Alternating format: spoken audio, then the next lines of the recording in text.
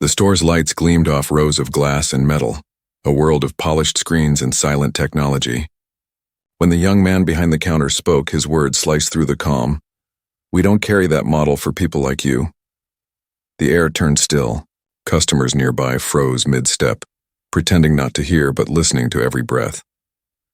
The man standing before him, tall, calm, dressed in jeans and a pale blue shirt, didn't move right away.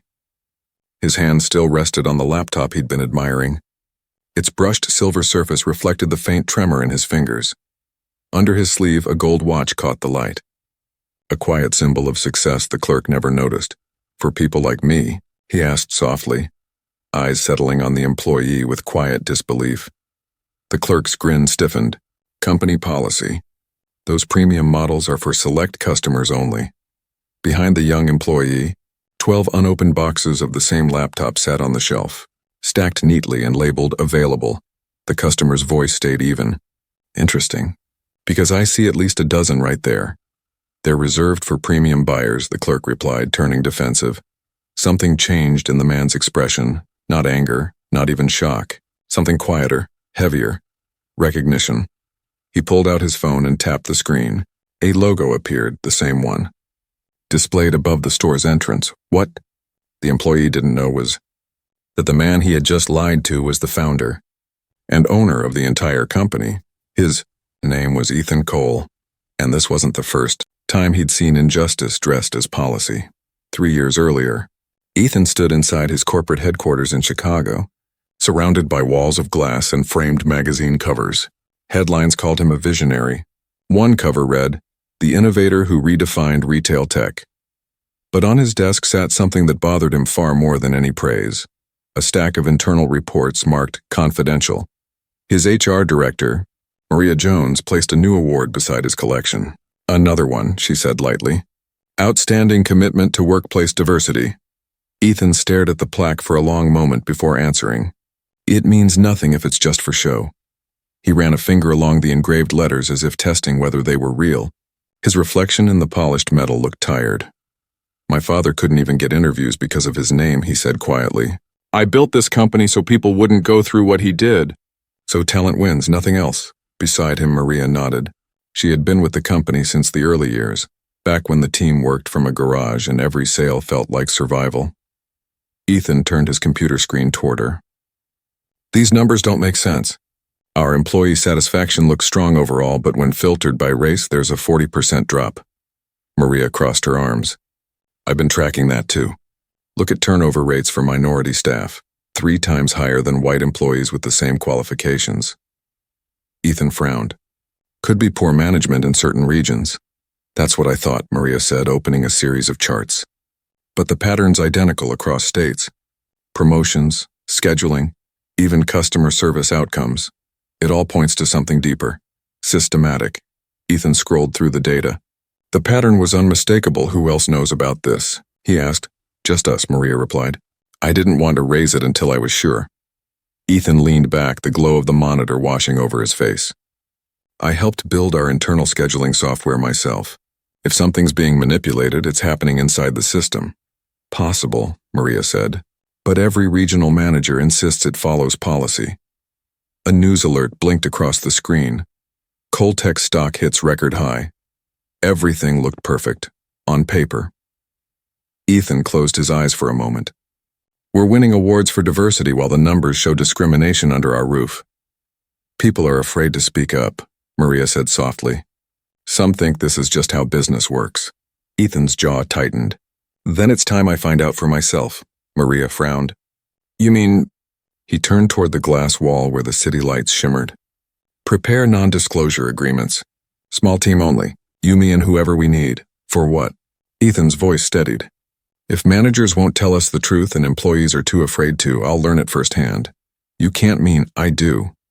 "I'm going undercover." Maria's eyes widened. "Ethan, you're the face of the company. People know you. Not store employees in regions I haven't visited. Most have never seen me in person." He looked again at the framed photo on his desk. His parents on one side, his daughter on the other. 3 generations that had fought to be seen. "Someone is destroying everything we built," he said quietly.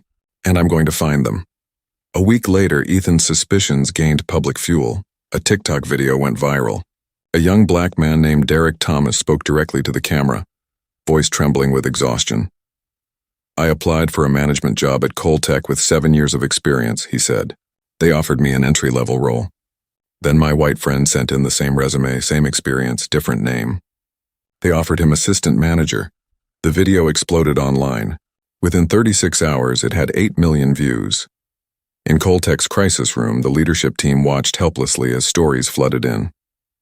Hashtags filled every social feed. Coltech Exposed trended for days. Maria stood near the screen, scrolling through comments. "We need a response." Ethan's vice president of operations, Todd Reynolds, smoothed his perfect tie. "It's just one angry applicant," he said coldly. People love tearing down successful companies. But new testimonies appeared every minute. A woman named Lisa Chen shared, "I outsold everyone for 6 months. Every promotion went to men who didn't hit targets. They told me I wasn't management material." Another customer's post read, "I asked for a premium laptop. The rep told me it was sold out, but minutes later a white customer bought the same model." "This isn't isolated," Maria said firmly. "People have been living it for months. They just needed one voice to start." Reynolds waved his hand. "Anecdotal. The data says we're performing better than ever." "Because it's being manipulated," Ethan said from the doorway. The room went silent. Reynolds turned, startled. "Ethan, these stories match the patterns we've been tracking," Ethan said. "Pull every regional report. I want the raw numbers." As Maria worked, new videos poured in. Former staff, mistreated customers, all echoing the same story. "Correlation doesn't mean causation," Reynolds said sharply. "Different demographics, different buying behavior. We just optimize performance." Ethan looked up. "Optimize by discriminating?" Reynolds straightened his tie. "By serving our best markets efficiently. Investors expect results." Ethan's voice dropped. "I built this company to prove integrity could coexist with success. If we've lost that, then we've lost everything." Outside, storm clouds rolled over the city skyline. Inside, a quiet war was beginning. Ethan turned to Maria. "Prepare everything we need. I'm starting at the Phoenix branch. No one there knows me. I want to see exactly what's happening at ground level." Maria hesitated. "You're really going to do this?" Ethan nodded. "Whatever it takes." Rain streaked across the car window as Ethan watched the city lights blur into the distance. For years, he'd driven past his own stores without a second thought, each one a reflection of his success. Now, every sign bearing the Coltech logo felt like a lie waiting to be exposed. In a quiet apartment on the outskirts of Phoenix, Maria adjusted the collar of his plain shirt. "The glasses help," she said, studying him critically. "And the beard makes you look 10 years younger." Ethan gave a faint smile. "Guess that's a compliment." On the table lay everything that turned him from CEO into a man no one would recognize. Fake ID, modest credit record, fabricated job history. His new name was Eli Carter, a retail worker with 5 years of average experience. Maria handed him a small silver watch. "It records audio. Video runs through the glasses. Everything uploads to our secure server. Only you and I can access it." Ethan slipped the watch on, feeling the weight of responsibility more than the metal. "How long have we been building this?" 2 weeks, Maria replied. "The system's clean. You'll blend right in." Ethan picked up a photo from his bag, his daughter smiling at her school graduation. "This isn't just business anymore," he said softly. "It's about what kind of world she grows up in. Then let's make sure she grows up in one you can be proud of." 2 days later, he walked through the glass doors of the Phoenix Coltech store. To everyone else, he was just another customer. Jeans, sneakers, no hint of power or privilege. The store gleamed under bright lights, but beneath the shine, something felt off. A young white couple walked in just ahead of him, and immediately drew the attention of a smiling sales rep. They were guided toward premium displays, offered refreshments, treated like royalty. Ethan browsed alone for 10 minutes before anyone even glanced his way. Finally, a clerk approached, a thin man with slicked-back hair and the impatient energy of someone who thought he knew everyone's worth. "Need help with something?" "I'm looking for the Zenith X9, Ethan said. "The top model." The clerk gave a rehearsed chuckle. "We're sold out of that one." Ethan looked past him at the shelves behind the counter. Stacks of Zenith X9 boxes gleamed under the lights. Looks like you've got plenty. They're reserved for premium customers, the man replied smoothly. You might be interested in the lower-end model over there. The same words, the same tone, the same quiet dismissal he'd heard in his father's stories decades earlier. Ethan's pulse slowed. Thanks, he said calmly. I'll think about it. Outside, he dialed Maria. It's worse than we imagined, he said. The discrimination isn't subtle, it's policy. Then we go deeper, Maria replied. I've arranged an interview at the Scottsdale branch. Same region, same management chain. 3 days later, Ethan walked into the Scottsdale store as Eli Carter, job applicant. The manager, Brian Miller, didn't bother standing when Ethan entered. He looked up from his tablet with a dismissive glance. Retail experience? About 5 years, Ethan said. Mostly electronics. Nothing recent, Brian muttered, scrolling. We usually start people like you on sales floor support. Nothing fancy. I'm a quick learner, Ethan replied, keeping his voice steady. I'm passionate about tech. Passion doesn't sell laptops, Brian said. Results do. Our associates need to understand customer dynamics. You get what I mean? Ethan tilted his head slightly. Not sure I do. Some customers are high value. Some aren't. We expect our team to focus their energy where it counts. And how do you decide who's high value? Ethan asked. Brian smiled like a man explaining a secret. You'll pick it up fast. We call it customer optimization. It's just good business. By the time the interview ended, Ethan had the job. Floor sales, starting Monday. That night he sat in his small rented apartment staring at his fake name badge. The letters Eli Carter glinted faintly in the lamplight. For the first time in his career, he felt nervous walking into his own company. Orientation began with a corporate video about equality, diversity, and respect. The new hires watched in silence. When it ended, Brian switched off the screen with a smirk. That's the official stuff, he said. Now let me show you how things actually work. He led them to a backroom terminal and pulled up the employee scheduling system. Ethan's stomach tightened. The interface looked like the one he had personally designed years earlier, but with new features he didn't recognize. Each shift has a value score, Brian explained. The better your alignment, the better your schedule. That means prime shifts and bigger commissions. What does alignment mean? Asked a young woman beside Ethan. Brian's smile tightened. It means understanding our customer base. Some demographics just convert better. That's not discrimination, that's efficiency. Ethan said nothing, but he knew exactly what it was. Later that day, he shadowed a senior employee named Tyler, a charismatic man with quick sales instincts. Tyler leaned close as they walked the showroom. See the numbers that pop up next to customer names when they check in? Those are priority codes. Under a 7, don't bother unless it's dead slow. How are the codes decided? Ethan asked. Tyler shrugged. Officially credit profile and purchase history, but between us you can guess what it really means. By evening, Ethan's notebook was full.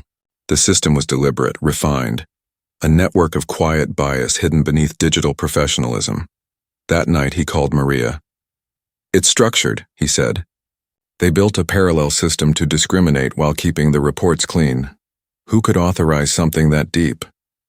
I'm starting to think we already know, he said. He didn't need to say the name. The next morning, his schedule was posted. 5 consecutive closing shifts. Every employee of color was listed in the same block of low-traffic hours. Ethan felt a chill. As he clocked in that night, he made a silent promise. He wasn't just going to expose the system, he was going to dismantle it. The truth was beginning to show its face, and it looked exactly like the people who claimed to stand for fairness. The deeper he went, the darker it got. By the end of Ethan's first week in Scottsdale, the rhythm of the store had become familiar, and so had the discomfort that came with watching it operate. Each day followed the same quiet choreography. White customers were greeted first, guided with smiles and offers of premium models. Shoppers of color were often pointed toward budget-friendly sections, with rehearsed politeness and hollow eyes. Ethan had spent his career building systems to make customer experience fair and predictable. Now standing behind a display of tablets, he realized that same system had been twisted into a weapon. On Friday night, as the last customers trickled out, he lingered near the break room. 2 associates were whispering, unaware he could hear. You see the new shift schedule? One of them muttered. Every prime slot goes to the same people. Yeah, the other said. Doesn't matter how well we sell. They've already decided who counts. Ethan took a slow breath. The patterns were no longer just numbers on a screen. They were living proof. The next morning, during a coffee break, he struck up a conversation with Zoe, a quiet associate who seemed sharper than she let on. "You've been here a while, right?" he asked. 3 years, she said. Too long. Ever thought of applying for management? Her smile faltered. I tried twice, made it to the final interview both times. Then they said I wasn't quite ready. A month later, they promoted someone who'd been here 6 months. Let me guess, Ethan said carefully. Different demographic. Zoe's eyes flicked toward the office door before she answered. They call it core alignment, but we all know what that means. That night, Ethan checked the store's internal system after everyone left. His ID, buried deep in the employee database, gave him limited access, but enough to see what Zoe meant. Next to each associate's name was a column labeled PC score. The numbers looked arbitrary until he sorted them. Every white employee scored above 7. Every employee of color scored below 5. It wasn't a glitch.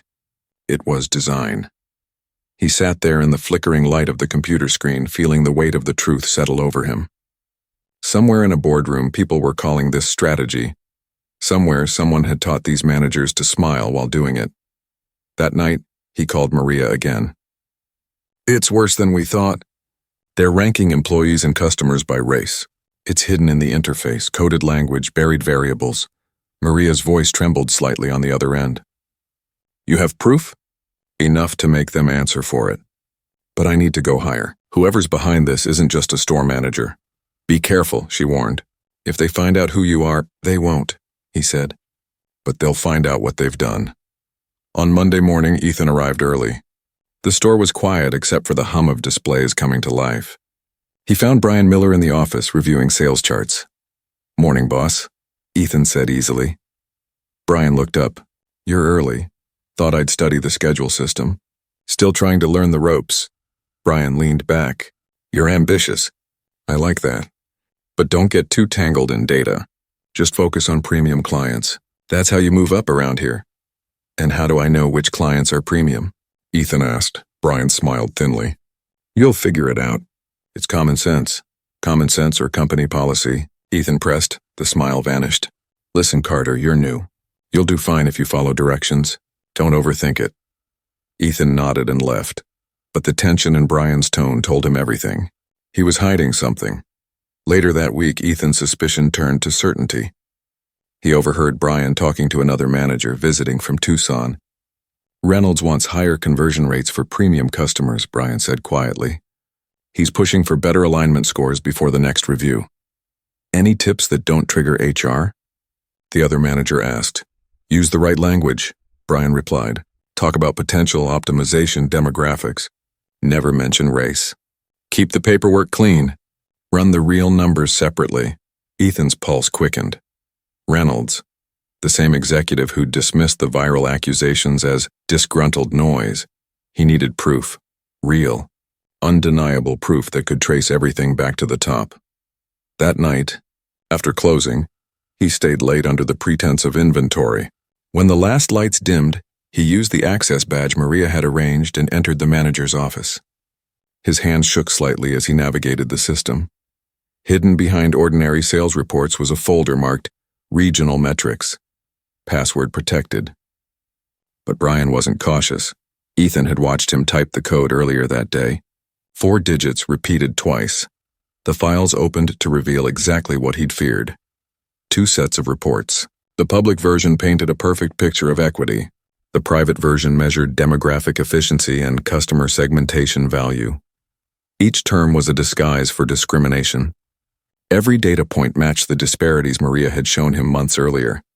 As he scrolled through the documents, one file stopped him cold. Optimization Strategy, Southwest Region. The author field read T. Reynolds.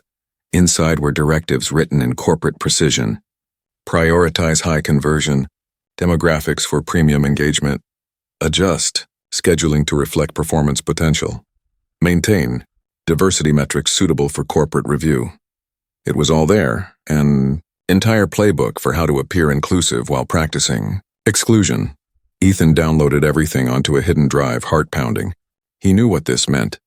Reynolds had turned his company into a machine for discrimination, hidden under the language of profit and efficiency. But as he replaced the files and shut down the computer, he heard the faint click of the office door. Brian stood there, holding his keys, surprise flashing across his face. "Carter, what are you doing in here?"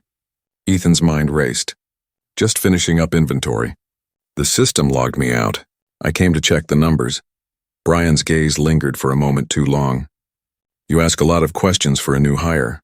"Just trying to learn," Ethan said calmly. Brian gave a tight nod. "Reynolds is visiting next week. Big regional review. Maybe keep your head down until then." When Brian left, Ethan sat alone in the dark, the truth burning in his chest. The visit wasn't just a review. It was his chance. He called Maria. "Reynolds is coming," he said. "We have 1 week to bring this into the light." "Are you sure you're ready?" she asked. Ethan looked around the store that carried his name and felt the anger settle into clarity. Ready isn't the point. Justice is. The countdown to confrontation had begun. The days that followed felt heavier than any Ethan had lived through. Each shift was a performance, every smile measured, every word calculated. He had to keep up the act, pretending to be just another employee chasing commission while carrying the weight of everything he'd uncovered. Reynolds was coming on Thursday. That gave Ethan 4 days to collect enough evidence to expose him. Monday morning, Brian gathered the staff for their weekly huddle. His tone carried a new edge, one meant to remind everyone who held power. "We've got the regional VP visiting this week," he announced. "Let's show him why Scottsdale is one of the top-performing stores in the region. Keep your numbers tight. Stay focused on high-potential clients." Ethan watched faces tighten. Zoe's expression hardened. Andre, another associate, quiet but sharp, looked down at the floor. Only Tyler, the store's golden boy, nodded enthusiastically. "Got it, boss. Premium first." After the meeting, Ethan approached Zoe quietly. "What's a regional visit usually like?" She gave a humorless laugh. "Mostly theater. They clean up the data, hide the real practices, and make everything look good for a few hours. Then it's back to normal." That night, Ethan stayed late again. This time he wasn't just gathering evidence. He was looking for the smoking gun, the digital trail that proved Reynolds didn't just know, but designed it all. Inside the regional portal, he found more than he'd dared hope for. Dozens of messages sent directly from Reynolds to store managers. Carefully worded, never explicitly racist, but dripping with coded intent. Ensure premium alignment for high-value demographics. Adjust scheduling visibility for corporate reviews. Maintain diversity compliance documentation as cover for optimization. Metrics. Ethan scrolled through them, the sick realization sinking deeper. This wasn't negligence. It was engineering. He transferred every file onto the encrypted drive, then stumbled on one labeled Regional Performance. Leaders. It ranked stores by something called demographic efficiency, a metric that rewarded branches for steering minority customers toward budget options while prioritizing white clientele for premium products. Scottsdale ranked third. Next to each top-performing manager's name was a line of bonuses and promotions. Brian Miller's name was among them. He had been promoted twice in the past year. Ethan clenched his fists. For years he had believed his company was a force for opportunity. Now he was staring at a system that paid people to discriminate. He shut down the computer, wiped his fingerprints from the desk, and left through the side exit into the warm desert night. The sound of his footsteps on the pavement matched the steady rhythm of his pulse, slow, focused, unrelenting. The next day, the pressure in the store was almost visible. Brian was on edge, checking displays twice, barking at associates to polish screens that already shone. "When Reynolds gets here," he said, "no mistakes. Smile, sell, and don't say anything stupid." Ethan could feel the tension in the air. Zoe whispered, "He's terrified. Reynolds doesn't like surprises." Later that evening, as the store quieted, Ethan cornered Andre in the break room. "You've been here long enough to see how this place runs. Ever thought of speaking up?" Andre sighed, his shoulders sinking. "Once. Sent a report to HR about the shift patterns. Next thing I knew, they cut my hours and gave my best clients to Tyler. I've got bills, man. I can't afford to be a hero." Ethan nodded slowly. "You shouldn't have to risk everything for fairness." Andre studied him for a moment. "You talk like you've got nothing to lose." Ethan met his gaze. Maybe I've already lost enough. When closing time came, Ethan volunteered to lock up. Brian handed him the master key without hesitation. "Don't mess anything up," he muttered. As soon as the last lights dimmed, Ethan returned to the office, locked the door behind him, and inserted the drive. He copied the final set of data, Reynolds' personal briefing for the upcoming visit. One line in particular made his stomach turn. Temporarily disable regional optimization visibility for corporate devices during inspection. Maintain compliance facade. He didn't need translation. Reynolds planned to hide the system during his tour, ensuring no one from headquarters could see the discrimination built into the software. Ethan exhaled slowly. This was it, the proof that tied everything together. When he left the store, the sky was breaking into dawn. The streets were quiet, the horizon painted in gold. He called Maria before even starting the car. "I have everything," he said. "Every file, every instruction. It's all connected to Reynolds." Her breath caught on the other end. "Is it enough to make it public?" "More than enough." He started the engine. "But I'm not going to leak it, not yet. I want him to face it in person, in front of the people he's been manipulating." "You're planning to confront him?" "Face to face. He turned my company into a lie. I want him to admit it where everyone can hear." "Then we'll prepare," Maria said firmly. "Legal and ethics will be ready. I'll coordinate with security. Just be careful." "I'm done being careful," Ethan replied. "It's time for truth." By Thursday morning, the regional meeting was underway. Store managers from across the area arrived in sharp suits, smiling nervously as Reynolds took the stage. Ethan stood near the back, disguised still as Eli Carter. The fake name tag sat heavy against his chest, soon to be useless. Reynolds' voice filled the room, smooth and confident. "Our region has led Coltech's performance for 8 straight quarters. That's no accident. It's a result of strategic customer alignment and operational excellence." Managers clapped politely. Brian sat in the front row, trying to look proud and invisible at once. Reynolds continued, "Corporate loves to talk about diversity initiatives, but results come from smart optimization. We know how to read the market and deliver where it counts." That was the moment Ethan signaled to Maria, who stood quietly near the door with 2 members of the company's legal team. She connected her tablet to the display system. Reynolds' presentation vanished. In its place appeared the hidden interface from the scheduling software. The shadow data, the coded metrics, the scores that sorted human worth into numbers. Confused murmurs filled the room. Managers stared, some in shock, others in guilt. "What is this?" Reynolds demanded, voice cracking. Maria's reply was steady. "It's the system you built, Thomas. The one you told everyone to hide." And then from the back of the room, another voice joined in, calm, clear, and unmistakable. "I think I have the right to attend my own company's meetings." Heads turned. Gasps rippled across the room. Ethan Cole stepped forward, no disguise, no hesitation. The man they thought was a quiet salesman now stood as the owner of everything in that building. He stopped beside Reynolds. "Let's talk about optimization," he said. "Let's talk about what you've really been optimizing for." Reynolds' smile faltered. "Ethan, this isn't what it looks like." "Oh, I think it's exactly what it looks like," Ethan said. "And now everyone will see it too." The room fell into silence thick enough to choke on. The reckoning had begun. Reynolds stood frozen, his hand still hovering near the tablet as if he could will the old slides back onto the screen. His confident posture shrank with every passing second. The managers, once loyal to him, avoided his eyes. Ethan walked to the center of the room, the quiet sound of his shoes echoing against the tiled floor.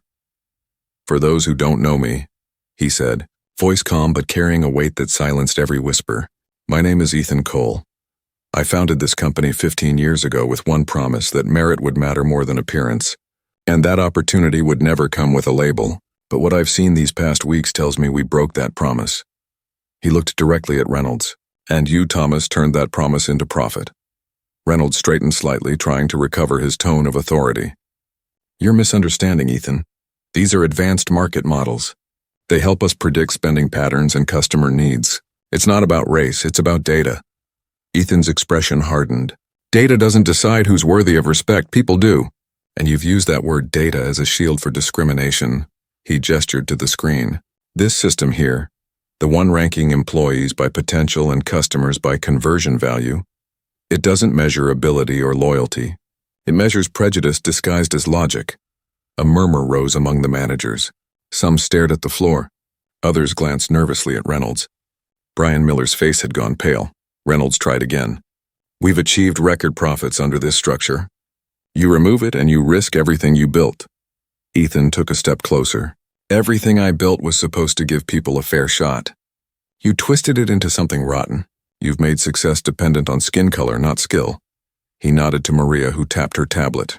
The screen changed to a series of video clips, recordings from Ethan's hidden watch and glasses.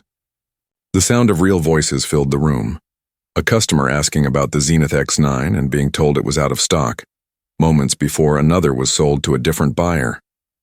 Zoe being told she wasn't ready for promotion while her numbers beat everyone else's. Andre being coached to prioritize customers who looked like they could afford it. Every lie and every coded phrase played out in unflinching clarity. The managers watched the mirror of their own actions, faces growing heavier by the second. The final clip showed Reynolds in a video call, voice smooth and cold. "Corporate's obsession with diversity is noise. Maintain the paperwork for compliance. Focus on our optimization strategy. It's what really drives results." The silence that followed was suffocating. Ethan spoke again, quieter now, but his words carried deeper. "While you were bragging about profits, people were being humiliated. Good employees left. Customers walked out feeling invisible. You turned inclusion into a marketing slogan while exploiting it behind closed doors." Reynolds looked around the room, searching for allies and finding none. "You're making a mistake. You'll ruin everything with this drama. The board won't support a scandal." Ethan's answer came steady. "The board will support the truth. As of now, you're suspended pending investigation. Every store under your control will be audited immediately, and every system you touched will be rebuilt from the ground up." He turned toward the managers. "You have a choice. You can admit what's happened and help fix it, or you can stay silent and be replaced by those who will." Brian's hand trembled slightly as he raised it. "We were following directives. The targets were impossible to hit otherwise. It was the only way to survive." "That excuse," Ethan said, his tone firm, "is the same one people have used for centuries to defend injustice. Following orders doesn't make it right." Maria stepped forward. "Any manager who comes clean now will be given protection during the investigation. If you lie, we'll find out." The room erupted into uneasy murmurs. Some managers whispered to each other. Others stared blankly, caught between fear and shame. Reynolds tried one last time, voice sharp now, stripped of polish. "You think you can fix this overnight? You're naive. You'll destroy shareholder trust." Ethan looked him straight in the eye. "Shareholders will recover. The people you hurt may not, and I'd rather lose money than lose my soul." He turned back to the crowd. "This company was born from a garage and a dream that hard work could matter more than last names or skin tones. That dream isn't gone, but it needs rebuilding, and that starts now." Maria handed him a document. Ethan signed it without hesitation. "Effective immediately, Thomas Reynolds is terminated. His entire regional team will be reviewed for misconduct." The gasp that followed felt like the first breath of a storm finally breaking. Ethan placed the pen down and faced everyone in the room. "If you want to stay, stay for the right reasons. Because we're done hiding, we're done pretending, and we're done hurting people in the name of efficiency." No one moved for a long time. Then quietly, Zoe spoke from the back. "What happens next?" Ethan's eyes softened. "We build again, but this time we build it right." He left the meeting room with Maria at his side, the weight of silence following them down the corridor.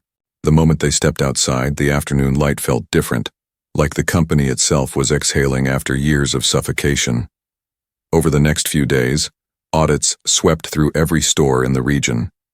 Reports surfaced, emails, schedules, performance charts, all showing the same manipulation. Coltech's Public Relations Department released a statement acknowledging deep systemic failings and promising full accountability. But inside the headquarters, the real work was only beginning. Maria spread documents across a long conference table.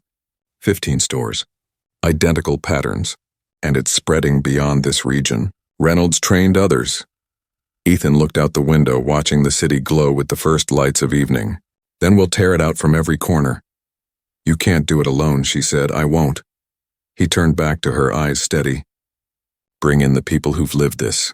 The ones who were passed over, pushed aside, ignored. They'll help us rebuild what we broke. As he spoke, a faint smile returned to Maria's face. For the first time in weeks, there was something in her expression that looked like hope. The fire had started in one store. Now it was spreading, not to destroy but to cleanse. Weeks passed, and the company that once stood on shaky foundations began to shift beneath the weight of truth. The story of the undercover CEO spread like wildfire, first through whispers among employees, then through headlines that echoed across the country. Words like accountability, transformation, and justice suddenly filled the air where silence once lived. Ethan refused interviews. He didn't want to be a symbol. He wanted results. Every day began before sunrise and ended long after midnight. Audit reports covered the conference table. The faces around it were no longer the polished executives who once nodded through board meetings. They were the people who had felt the system's cruelty, the overlooked, the underpaid, the dismissed. Zoe sat at one end, papers in hand. Andre leaned forward beside her, voice firm. "This isn't about saving the company's reputation," he said. "It's about changing how it works, permanently." Ethan nodded. "Exactly. No slogans. No hollow statements. We rebuild from the inside." They called the project the Reset. Every store in the region would undergo full structural reform, transparent scheduling, open pay structures, an independent ethics council with real power. Every decision made in daylight. Zoe studied the plan spread across the digital board. "And this council? You're giving employees veto rights over management decisions?" Ethan smiled faintly. "That's right. No one should ever have to whisper about fairness again. If leadership breaks the rules, the council can override them." Andre exhaled slowly. "That's going to make a lot of people nervous." "Good," Ethan said. "They should be." A knock came at the door. Maria entered with a small group, former employees who had resigned or been forced out under Reynolds' system. Among them was Derek Thomas, the man whose viral video had started everything. His expression carried equal parts disbelief and defiance. "Thank you for coming," Ethan said, standing to greet him. Derek's voice was low. "I never thought I'd be back in this building. Last time I was here, your HR team called me a troublemaker." "They were wrong," Ethan said simply. "You told the truth when no one else could. I owe you an apology and an invitation. Help us rebuild this place." Derek's eyes flicked to Maria, then to Zoe and Andre. "You're serious?" "Completely," Ethan said. "We can't fix what's broken by using the same people who broke it." The room went quiet. Then Derek nodded slowly. "Then let's start." For the next several weeks, Coltech became something the corporate world had rarely seen, a living blueprint for reform. Schedules went public. Promotions were reviewed by diverse committees. Old policies written in coded language were torn apart and rewritten in plain words. Employees began speaking openly in meetings, sharing stories of discrimination that had once been buried under fear. Tears were shed, apologies given, systems rewritten line by line. Ethan visited stores personally, walking the same floors he'd once monitored from a distance. In the Scottsdale branch, he found Zoe leading a morning meeting. Her voice carried the authority she'd always deserved. "We hit 98% customer satisfaction this week," she said proudly. And for the first time in this store's history, every shift rotation met equity standards. The team cheered. Ethan watched from the back, unseen for a moment, his chest tight with something like gratitude. After the meeting, Zoe noticed him. "You came back," she said, smiling. "I had to see it," he replied. "The difference you've made." She shrugged lightly. "We all made it. Together." Across the country, other stores followed. Former managers who had resisted change were replaced with people who believed in fairness more than quotas. Customer reviews soared. Employees stayed longer.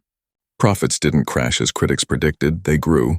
1 year later, the company's headquarters unveiled a new installation in the lobby.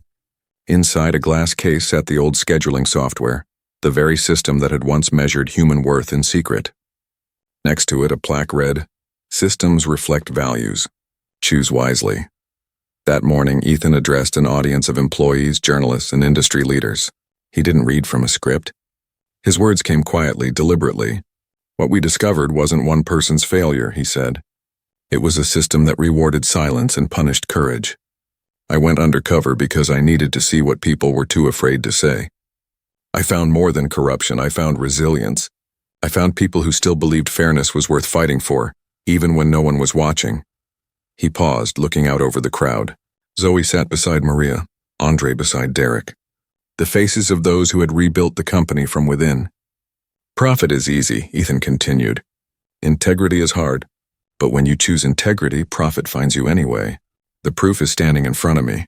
People who refused to give up even when the system told them to quit. Applause filled the hall, but Ethan raised a hand, stopping it gently. This isn't the end. Every company has systems like ours once had. Some know it, some pretend not to. If you take anything from our story, let it be this. No policy can hide injustice forever. Sooner or later it comes to light. He stepped down from the stage and joined the group, blending in among them as he once had before. The cameras caught the image of a leader standing not above his people but beside them. Later that evening, he walked through the headquarters one last time before heading home. The lights reflected off the glass walls, showing the faces of employees working late, not out of fear but out of purpose. He stopped at the door, glancing back at the glass case one final time. The plaque beneath it gleamed in the soft light. He whispered the words to himself, "Choose wisely." And as he stepped into the night, the city lights spread before him, brighter than they had ever seemed before. Because this time they weren't reflecting success built on silence. They were reflecting the truth that had finally found its voice.